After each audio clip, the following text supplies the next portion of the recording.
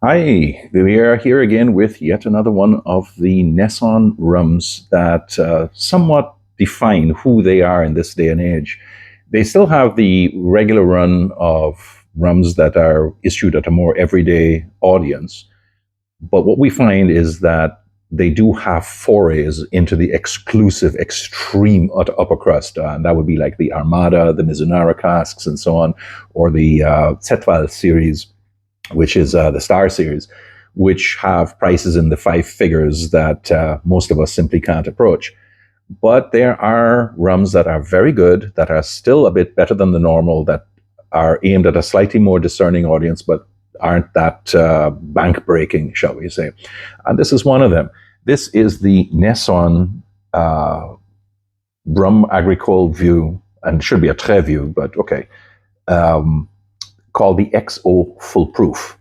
And there aren't very many of these. There's about three or four of them around, and all of them retail in the 200 to 250 euro range, which means that it's going to cost you a bit. But I argue that price aside, if you're into agricoles, aged agricoles, Neisson in particular, because they're so small and so specific, this one is actually kind of worth it because it really does have a series of tastes that pop and zip and get across. And it's, you're going to have a lot of fun, and you do have something fairly upscale in your bar that hasn't broken your mortgage. That said, Neisson is probably one of the smallest of the remaining family-owned distilleries in the French islands. They, I've heard this figure bruited about that their cask selection is about 900 aging casks in their property, which isn't really very much, but it kind of deprives them of the ability to have economies of scale and bring their prices down, which is why most of their, even some of their entry level stuff tends to be a bit more pricey than before. I remember years ago, I had the Tatanka series that had all these beautiful paintings on these bottles. And while agricoles at that level used to cost around 30, 40 euros back then, that particular edition cost me, I think it was 60 or 70, which gives you an idea of the price difference. And it was worth it. It really was quite an incredible rum. Now, Neisson has always had a good relationship with Luca Gargano Vellier, largely because they both adhere to a certain philosophy of artisanal production, natural ingredients as far as possible, and to make something of really exacting quality. And that's helped them quite a lot to be able to weather the current storm that the alcoholic spirits industry is facing, which is after COVID, when the sales went up, everybody somehow, and I don't know why, thought that happy state of affairs would go on forever, while in point of fact, once everybody started to go to work, it just cratered again.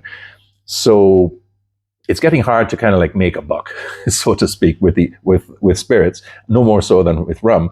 But Neisson seems to have done fairly well for themselves, and what they've done is they've positioned themselves at the premium end of the market, and you can't really fault them for that, especially since, unlike some of the spice nonsense that pretends to the throne of really good quality, they really do have something to back up their bullshit. This is one of them, and we'll get straight into tasting notes from here. Now, the XO is bottled at 57.3%, and it's very interesting how it's made because it's actually a blend. There, 60% of it is from ex-cognac casks that were distilled and set to age in December of 2012, and another 40% of the blend is from ex-bourbon cask, which was set to age in the first one was 2007, not 2012. It was the ex-bourbon that was 2012. My point is, though, that we've got two separately aged casks that have been married somewhere after 2012, 2013 for at least 10 years, because this came out in 2023. And it is bottled at 57.3%. That's not really normal for agricoles. It's a little bit, not really normal, I should say, but most agricoles tend to be between 50 and 55%, and it's only occasionally you see something stronger. This is one of them. But what I've been told is that this is the last time they're going to do this. Now they're just going to go for single barrel expressions, and they're going to stop with this blending stuff or whatever. But it seems to me that this is going to be one of the last of the XOs of the full proof line. Nosing it then. Wow. Well, I've tasted this on and off for the last couple of days, and I must say, as an agricole, as a distinctive piece of Martinique heritage, this thing really does do what it says it can do. There is a lot to unpack on this thing just to smell it. I mean, there's candied oranges, There's honey, there's bananas, there's chocolate, lots and lots of chocolate, but not so much as to become dominating. Now, that's always an issue I have with any one taste that tech front, as we say. There's sandalwood, there's the slight scent of mosquito coil. I don't know if that's citronella or eucalyptus or whatever, but there's also honey and, of course, all the standard Agricole notes, which haven't yet managed to disappear. So we're talking about herbs, dill, miso soup, a little bit of salt, a little bit of brine, and there's a certain freshness and spunkiness to it that is really quite evident even after all these years in these different casks. Yes, there's a bit of a winey note in the background. I'd suggest it's something like very ripe red grapes, a bit of apricots, and perhaps some prunes, some darker fruits, and so on.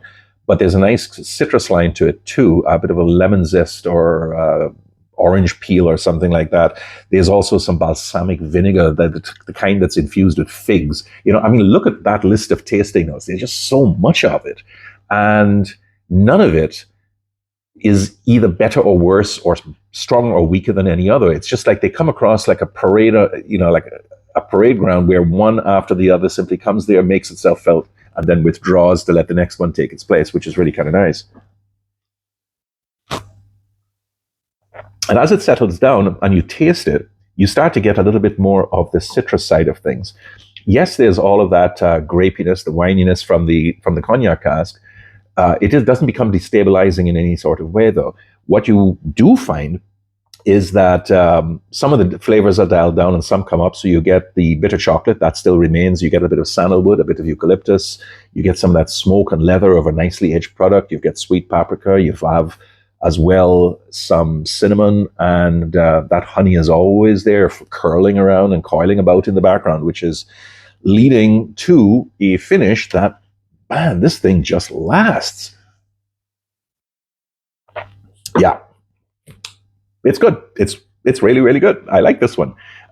You can tell that when you compare to the Zetwal or to the other one, the Mizunara cask, which were of a different order of magnitude completely. The cask selection for those really was quite exceptional. But there's nothing to sneeze at with this one either. It simply won't score as quite as high. It's not to say that this is better or worse than any other. This becomes purely a personal opinion. I do think that this one will rate about 87 or 88 points. There's nothing wrong with it in that sense.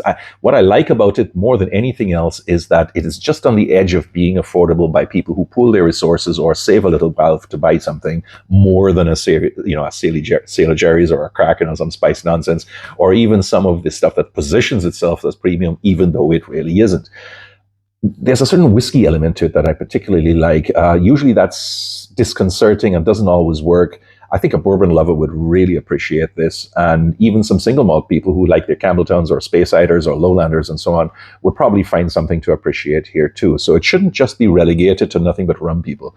There's something for everybody in this, and I think it should be tried by everyone.